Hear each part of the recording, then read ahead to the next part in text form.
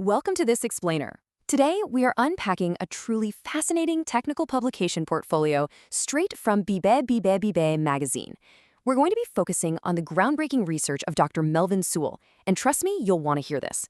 We're looking at a massive leap forward in the targeted management of androgenetic alopecia, which, is better known as pattern hair loss.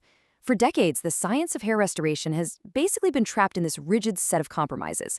But Dr. Sewell's documentation on a totally new cosmetic active, the SH1 molecule, proposes a radically different approach. We're going to look really closely at the molecular architecture, the safety thresholds, and exactly how this compound is attempting to rewrite the rules of localized medicine. Okay, let's just dive right into our agenda. We'll start with the flaws of legacy protocols, then move into the SH1 core architecture, break down the technical competitive matrix, compare SH1 versus PP405, and finally look at a brand new safety baseline. All right, part one, the flaws of legacy protocols. We really need to talk about the severe trade-offs of contemporary treatments. To really appreciate the innovation behind SH1, we first have to understand the incredibly high-stakes problem it was built to solve. When we look at the legacy baselines, we basically see two dominant but heavily flawed methodologies. On one side, we've got the systemic standard, primarily oral 5-alpha reductase inhibitors like finasteride. Well, the big problem here is systemic endocrine disruption. These drugs lower serum DHT levels globally throughout your entire body, which exposes patients to persistent sexual, neuropsychiatric, and really deep metabolic adverse profiles. It's essentially causing global physiological chaos just to solve a localized issue. It's kind of like turning off the power to your entire house just to fix one leaky faucet.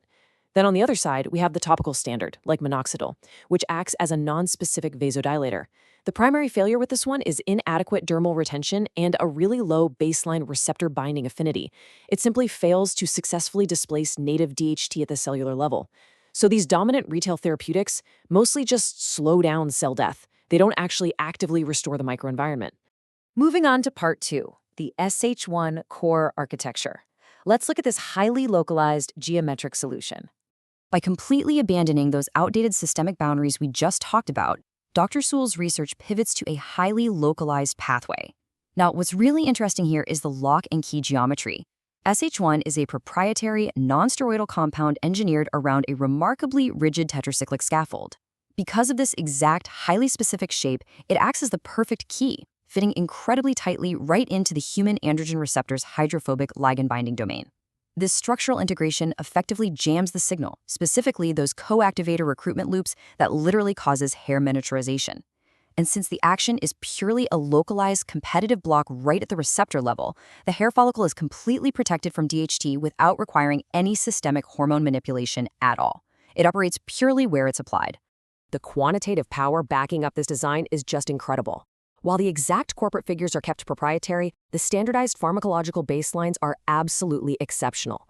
SH1 boasts an optimal binding constant, or K, which basically means it effectively outcompetes your native DHT right there at the site. Its IC50 proves it halts receptor activation right in its tracks during functional bioassays. But honestly, the real star of the show? It has a greater than 500-fold cross-receptor selectivity index. That means it highly prefers androgen receptor domains and completely ignores auxiliary steroid systems, vastly suppressing any secondary topical systemic risks. And all of this is carried in a lipid delivery vector that makes sure it reaches the target dermal layer with absolutely zero systemic cross-contamination. Next up, part three, the technical competitive matrix. Let's compare the operational landscape. So it's one thing to look at isolated metrics, right? But let's actually compare these feature by feature. Tracking the data side by side reveals a pretty stark contrast. Let's look at follicular microrepair. Finasteride offers no active repair, and minoxidil offers only marginal maintenance at best. But the SH1 architecture, it's designed for the active reversal of miniaturization. And check out the endocrine homeostasis data. Finasteride causes high disruption through a global serum shift.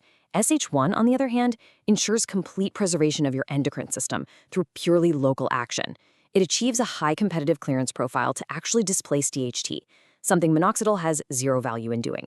SH1 essentially takes the best targets of both legacy approaches, meaning localized application and receptor-level interaction, and perfects them without bringing along those severe downsides.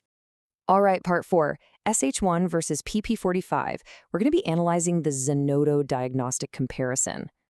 Before we dig into the numbers, we really need to ask one pivotal question to frame this properly. how does cosmetic safety actually diverge from investigational risk? Well, this comparison from the latest Zenodo diagnostic data gives us the answer, and it is a stark divide between molecular architectures. Take our cosmetic active, SH1. It demonstrates precision surface-level activity, maintaining zero systemic absorption across all dose levels. It keeps the epidermal barrier completely intact. Now, contrast this with PP405, an investigational drug. PP405 demonstrates a highly dangerous dose-dependent systemic uptake.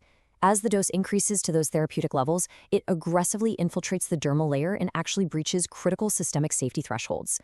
SH1 proves, definitively, that you do not need to compromise the body's barrier to achieve localized efficacy. Which brings us to our final section, Part 5, a new safety baseline, redefining localized medicine. As we zoom out and look at the broader implications, this isn't just about a single cosmetic product anymore. It's about fundamentally redefining localized medicine. Dr. Melvin Sewell, the lead researcher from the Cosmic University of Echo Rift Studies, perfectly summarizes the magnitude of this achievement. He states, its architecture preserves endocrine homeostasis while actively reversing follicular miniaturization dynamics. That right there, that is the absolute holy grail of hair science, achieving active reversal of the condition without any systemic hormone manipulation whatsoever. From its incredibly precise geometric lock-and-key design to its overwhelming safety data, SH1 really does represent a massive leap forward in precision application.